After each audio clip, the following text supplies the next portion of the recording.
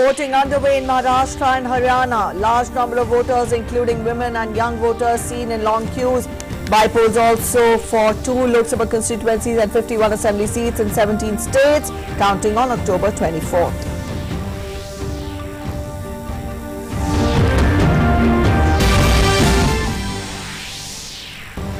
Prime Minister Narendra Modi urges voters to turn out in record numbers and enrich the festival of democracy. Says he hopes that youngsters would vote in large numbers.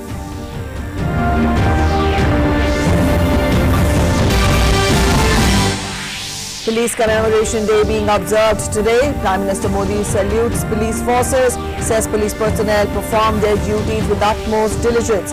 Home Minister Amit Shah pays tribute at National Police Memorial in Delhi.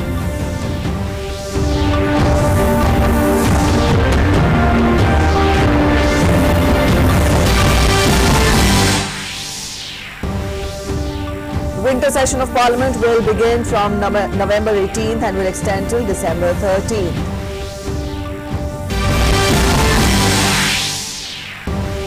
US Defense Secretary Mark Esper meets Afghan President Ashraf Ghani in an unexpected visit to Kabul. Visit aims to reach a peace agreement with Afghanistan. European Union officials call for a ceasefire in Afghanistan. In cricket, following on, South Africa again in deep trouble as they lost early 4 wickets in the third test at Ranchi. India's ace pacer Mohammad Shami took 3 wickets in the second innings.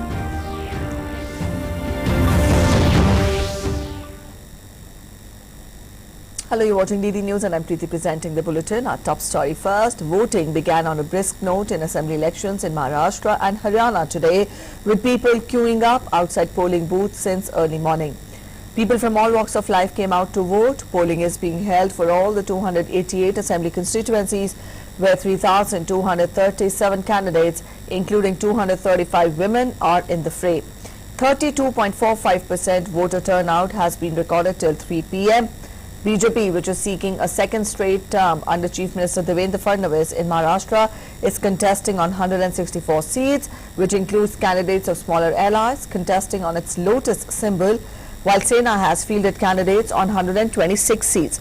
Meanwhile, Congress has fielded 147 candidates and the ally NCP 121.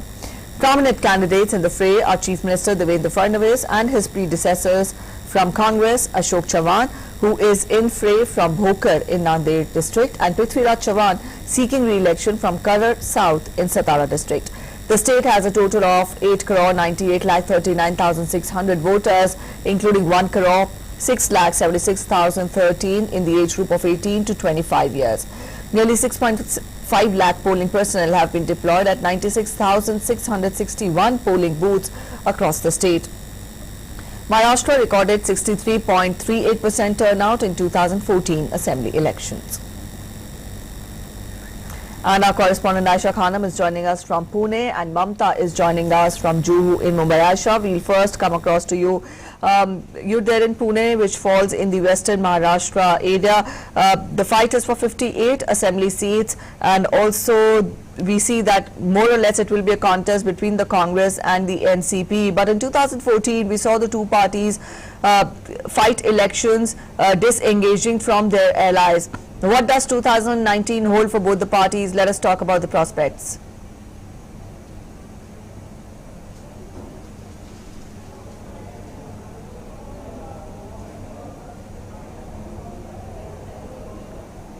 Aisha, if I'm audible to you, let us know more about the political contest there in Pune. You're in Pune, that falls under Western Maharashtra, with 58 assembly seats. Congress and NCP fought the elections, disengaging from their allies in 2014. When we talk of the electoral battle in 2019, what are the prospects for both the parties?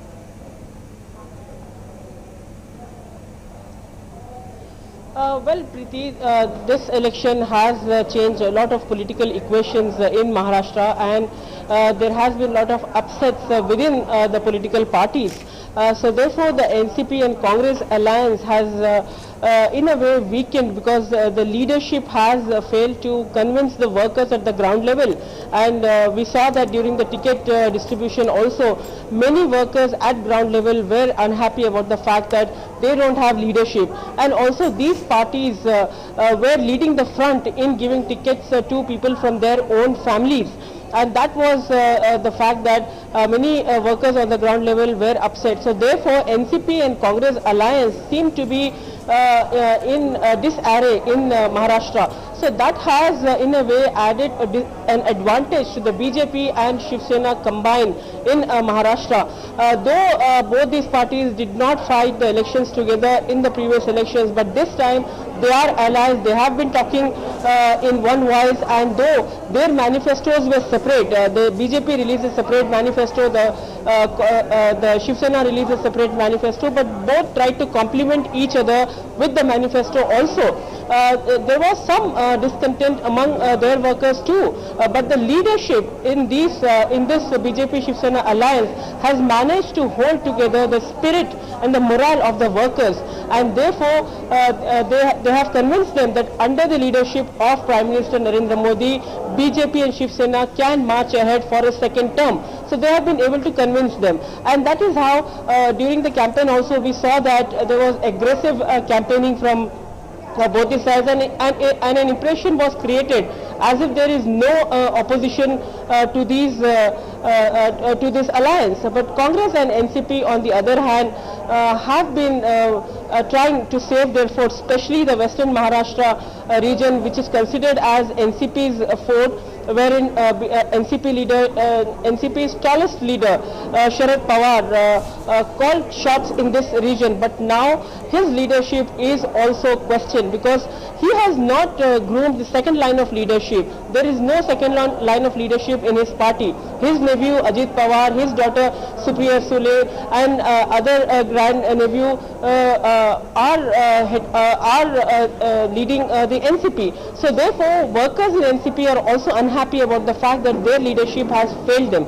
So that is why they have not been able to give a tough opposition to BJP Shiv Sena combined during the campaigning, as we saw. But for Chief Minister Devendra Fadnavis, he marched ahead with the charisma of Prime Minister Narendra Modi's personality and his achievements in this 5 years in the state, and also Prime Minister's center schemes in the last term. So he has had an advantage for this. So therefore he is seeking a second term in this regard. And on the other hand, there seemed to have been a growth and influence of parties like Asaduddin Owaisi's party MIM, which is gaining ground, which is building its base in Aurangabad. But here now the Shiv Sena and BJP have now joined together to give a tough fight to these parties, and they say that they will not allow them to expand their base in Maharashtra, and that should be limited to Telangana only.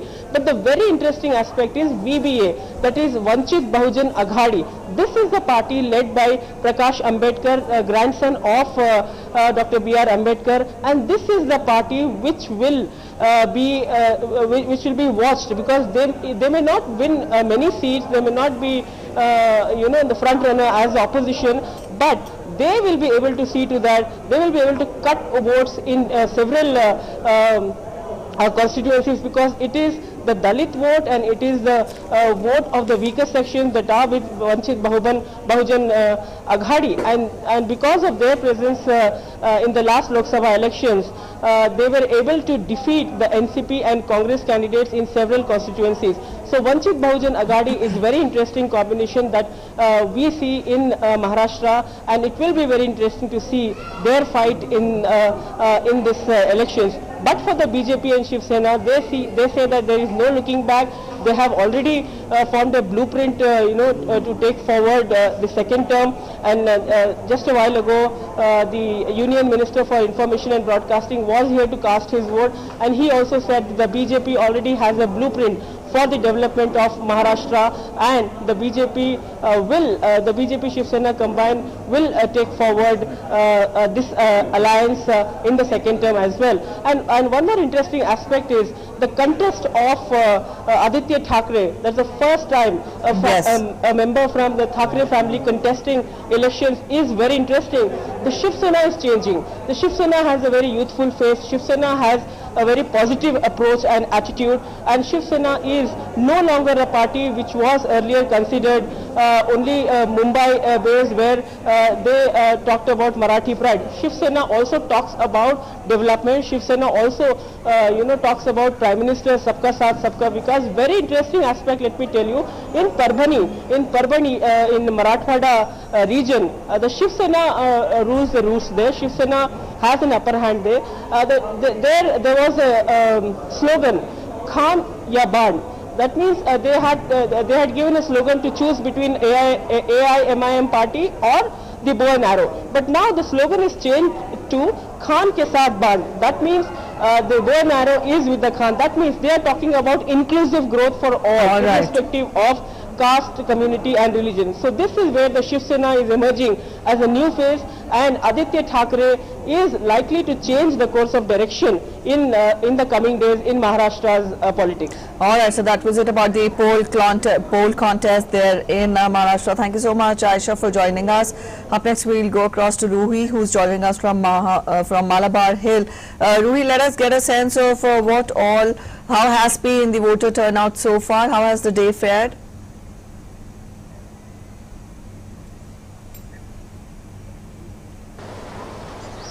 Okay, so as you know, we are standing right behind the activity school over here. I'm in the Malabar Hills constituency. This region is supposedly to be a very high profile region as the South Bombay region, where we find a lot of elite class people coming in over here to vote. So the voter turnout till now has been above 30, as we have come to know till now. In Mumbai, the voter turnout is up than 30, and we are expecting the turnout to grow more in the remaining time period. So since morning, we have seen a lot of we saw a lot of senior citizens coming up over here and voting in full enthusiasm and coming along with their families, bringing their children, their grandchildren. So we saw a lot of senior citizens coming up and voting. And as the time passed by, after 12 o'clock, what we saw was a shift in the pattern, and a lot of youngsters were coming in and voting. Right now also we see the youngsters more coming in and voting. So we are expecting with the younger population coming in voting, so we expect that by the time the time ends, we expect a little more of the voter turnout to become a little more fairer. So we are expecting the voter turnout to turn higher till the time ends.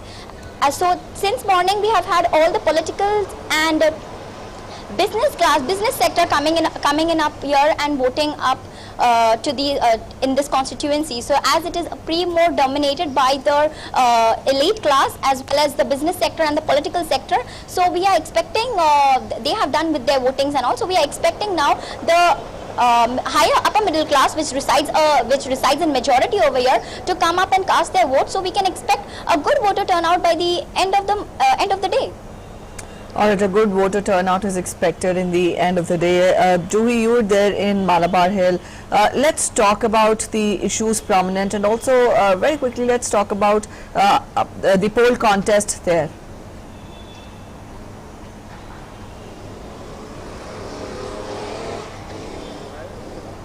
Yeah, so talking about the poll context, giving it a broader scenario of Mumbai, I mean, we all know that BJP and Shiv Sena with alliance have done pretty well last year as well, and Congress they are standing right now with issues on growth, development of Mumbai, and especially connecting the western suburb to the South Bombay through the metro project. So a lot is there in the pipeline for BJP and Shiv Sena, on which they are here standing today for contesting elections. And compared to that, Congress along with its allied NCP is more towards the farmers' issues and various other issues which the people are facing it over here, talking about employment and farmer issues. So they are backing up on that, and they are trying to strike back again and make their dominance over here with these issues. Along with them, we see last year the regional party, cousin brother to Uddhav Thackeray, Raj Thackeray's MNS party was not visible, but now MNS is trying to again bring a hold on Maharashtra with a lot of issues which is taking up. So Raj Thackeray, we see a lot of campaigning done by him to take up he's trying to bring him back bring himself back again over here. So what are we seeing over here? A lot of competition amongst various parties, and in that we see a lot of small parties from regional small remote areas coming up and trying to spread their wings over here in Mumbai. So we see a lot of major parties along with the smaller parties trying to you spread their wings over here in Mumbai. All right, thank you so much, Ruhi, for joining us with those details. As of now, thanks. We'll come back to you again to get more on the voting percentage. The state goes to, the counting in the state will be taken up on October 24th. And prominent personalities from Bollywood also came out in large numbers to exercise their franchise in Maharashtra assembly polls.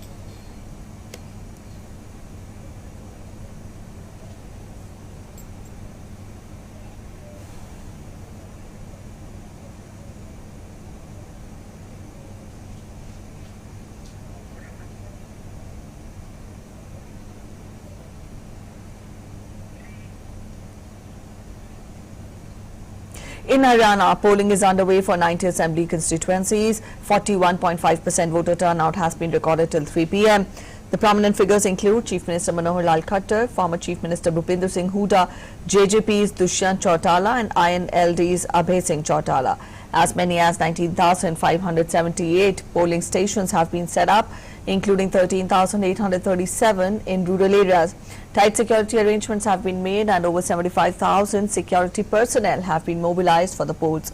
Over 1.83 crore voters are eligible to vote, which includes 85 lakh women and over 1 lakh service voters and 252 transgenders. This time, out of total eligible voters, over 89 lakh young voters are under 40 years of age, and there are also over 3.82 lakh voters, many of them first-timers, who fall in the age group of 18 to 19 years. We are joined in by our correspondent Neeraj Singh from Kurukshetra in Haryana to get us a sense of voting there. Neeraj, till 3 p.m. more than 40% of polling was recorded. Let us know the latest update on the polling percentage. देखिए बिल्कुल प्रीति, जहाँ तक मतदान के प्रतिशत का सवाल है, ये 45% के आसपास जो मतदान है वो अभी तक हो चुका है। कई सारी जगह से हमारे पास खबर आई है, जैसे यमुनानगर जो क्षेत्र है वहाँ पर सबसे ज़्यादा जो मतदान है वो हुआ है अभी तक 46% के आसपास। इसके अलावा अम्बाला कैंट है, वहाँ पर भी 43% के आसपास जो वोटिंग है वो हो गई है। इसके अलावा अगर पानीपत और हम सोनीपत की बात करें तो वहाँ 40% से ज़्यादा जो मतदान है वो हो चुका है। और अभी भी पूरे अगर राज्य की बात करें हरियाणा में शांतिपूर्ण तरीके से जो मतदान है वो चल रहा है। कहीं से भी कोई अप्रिय जो घटना है या अप्रिय कोई खबर अभी तक नहीं आई है। थोड़ी बहुत जगह पर जरूर ईवीएम की थोड़ी शिकायतें आई थी, लेकिन उसको तुरंत दुरुस्त कर लिया गया था। कहीं पर लाइट की प्रॉब्लम थी जिसकी वजह से टॉर्च की रोशनी में जो वोटिंग है वो कराई गई थी। बाकी पूरे राज्य में कहीं से भी किसी तरह की घटना सामने नहीं आई है। कई सारे दिग्गज इस बार चुनावी मैदान में है, जिनका राजनीतिक भविष्य का फैसला जो जनता है वो 5 बजे तक कर देगी और उसका परिणाम वो 24 अक्टूबर को आएगा, जिसमें मनोहर लाल खट्टर हैं, इसके अलावा भूपेंद्र हुड्डा हैं।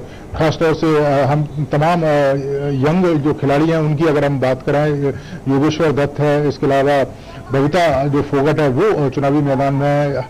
और कुरुक्षेत्र से ही बात करें तो कुरुक्षेत्र की पोहोगा सीट से संदीप सिंह जो हॉकी के पूर्व कप्तान हैं वो चुनावी मैदान में है।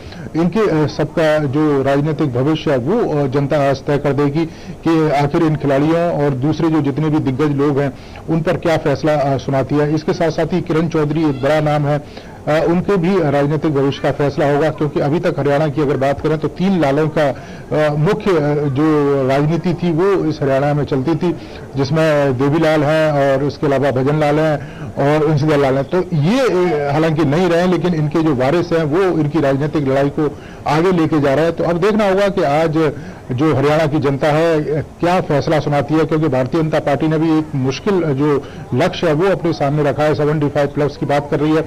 हालांकि पिछले 2014 के इलेक्शन को देखें तो 47 सीट भारतीय जनता पार्टी ने जीती थी और INLD ने 19 सीटें जीती थी और इसके अलावा कांग्रेस पार्टी ने 15 सीटें जीती थी।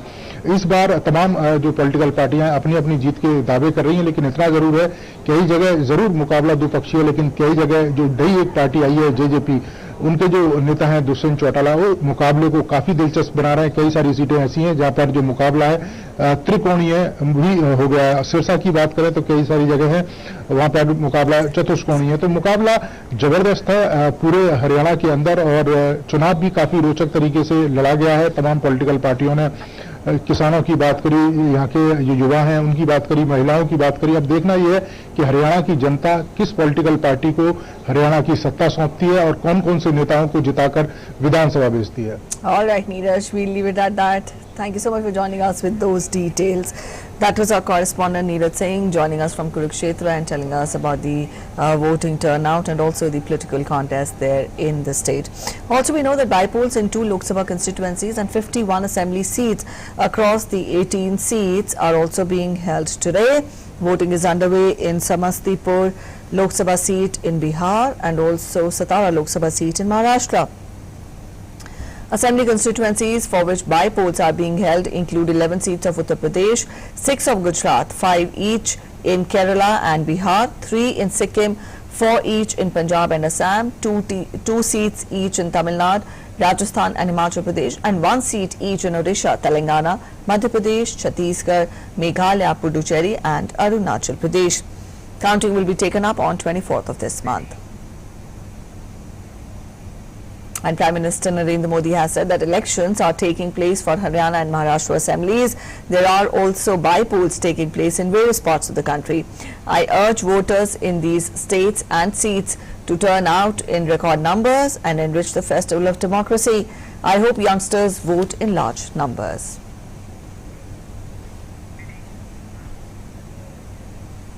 And the next session of Parliament will be held from November 18th till December 13th. A number of bills are likely to be taken up during the winter session.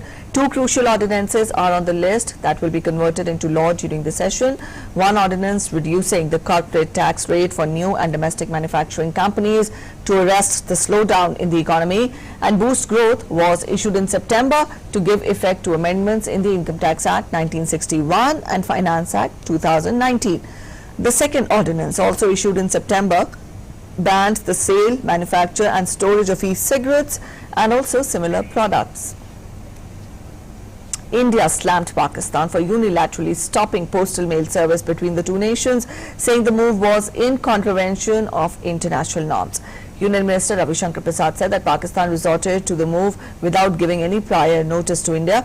He also said that Pakistan's decision is directly in contravention of International Postal Union norms. Pakistan ने पिछले 2 महीने से इसको बंद कर रखा है, तो फिर जब पाकिस्तान ने बंद कर रखा है तो हमारे पोस्टल विभाग ने ये कार्रवाई सोची है, क्योंकि एक प्रकार से जो पाकिस्तान का निर्णय है ये अंतर्राष्ट्रीय पोस्टल यूनियन के मानकों का विरोध है. It is directly in contravention of the world postal unions norms. लेकिन पाकिस्तान तो पाकिस्तान है, अब जब उसने भारत की चिट्ठियों को रोक दिया है तो फिर ये कार्रवाई. Union Ayush Minister Sripad Naik inaugurated Ayurvedic Palliative Care Unit at Army Base Hospital in Delhi. The care unit, established with the aim of providing healthcare facilities to the armed forces and their families. Speaking at the occasion, Union Minister Sripad Naik said that Ayurveda can play an important role in keeping everyone healthy, and our Jawans can also take advantage from this Ayurvedic Palliative News Center. हमारी सेना के जवानों को कठिन परिस्थितियों में अपना स्वास्थ्य ठीक रखने में आयुर्वेदा एक महत्वपूर्ण भूमिका निभा सकता है. हमारे देश के रक्षा में सदैव समर्पित हमारे सेना के जवानों को भी अब आयुर्वेदा चिकित्सा का लाभ मिल सकेगा. न केवल हमारे जवान बल्कि उनके परिवार के बच्चे, बूढ़े, महिलाएं भी आयुर्वेद चिकित्सा का लाभ ले सकते हैं. आयुर्वेद व अन्य आयुष पद्धतियों की बढ़ती मांग को देखते हुए और आयुर्वेदा और अन्य आयुष प्रणालियों को बढ़ावा देने के लिए नेशनल हेल्थ पॉलिसी 2017 में भी आयुष पद्धतियों को सभी सरकारी स्वास्थ्य संस्था में जोड़ने की सिफारिश की गई है. President Ramnath Kovind has reached Tokyo after concluding his Philippines visit successfully. President will join Britain's Prince Charles, Chinese Vice President Wang Qishan, and also leaders of several Asian countries in attending the enthronement ceremony of Japan's new emperor Naruhito on October 22nd. The president will visit a Buddhist temple in Tokyo where he will plant a Bodhi tree. President will also visit a Shinto Meiji shrine which is dedicated to Emperor Meiji and his wife Empress Swakin.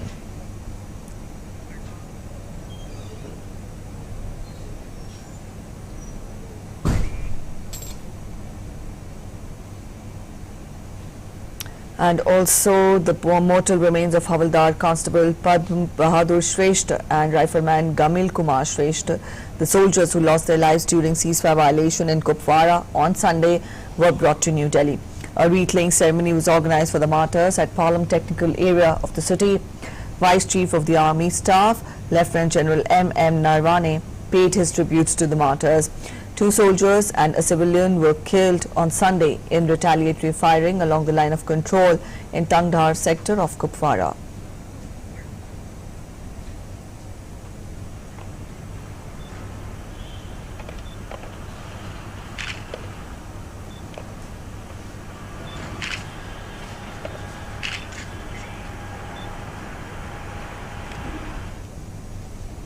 Supreme Court has accepted Centre's revised offer of 400 square meter land and in Tughlakabad forest area for construction of Guru Ravidas temple, which was demolished by Delhi Development Authority following the court's earlier order. Attorney General K.K. Venugopal told a bench of Justices Arun Mishra and Shripati Ravindra Bhatt that the centre has revised its offer from 200 square meter area for the temple to 400 square meter, keeping in view the faith and sentiments of the devotees. The bench directed the centre to constitute a committee within 6 weeks for construction of the temple in the area earmarked for it. The bench said that nobody will carry out any commercial activity in the area in and around the place earmarked for the temple. The top court also directed that persons who were arrested during agitations following the demolition of the temple be released on furnishing of personal bonds. India enforced the follow-on after South Africa were bowled out for 162 in their first innings on day 3 of the third test match in Ranchi. Resuming at 9-4-2, the Proteas had worst possible start as they lost skipper Faf du Plessis to a peach of delivery by Umesh Yadav. Zubair Hamza and Temba Bavuma put up a fight for South Africa with the help of 91-run stand for the 4th wicket. Zubair Hamza made 62 runs before being removed by Jadeja. Soon, Shahbaz Nadeem dismissed Temba Bavuma for 32. After that, Henrich Klaassen became Jadeja's second victim to put Proteas in trouble. 120 runs were scored in the first session, and the credit goes to a counter-attacking 91-run stand between Bavuma and Hamza. Both were back in the pavilion by lunch, though, a testament to how India have always fought away this series. In the second session also, India continued their domination and dismissed South Africa for 162 in their first innings. When South Africa came again to bat, Umesh Shami wreaked havoc with the new ball and dismissed South Africa's top order. Currently, South Africa are batting on 26 for the loss of 4 wickets in their second innings. That's it in this edition of the News this hour. Thanks for watching. Namaskar.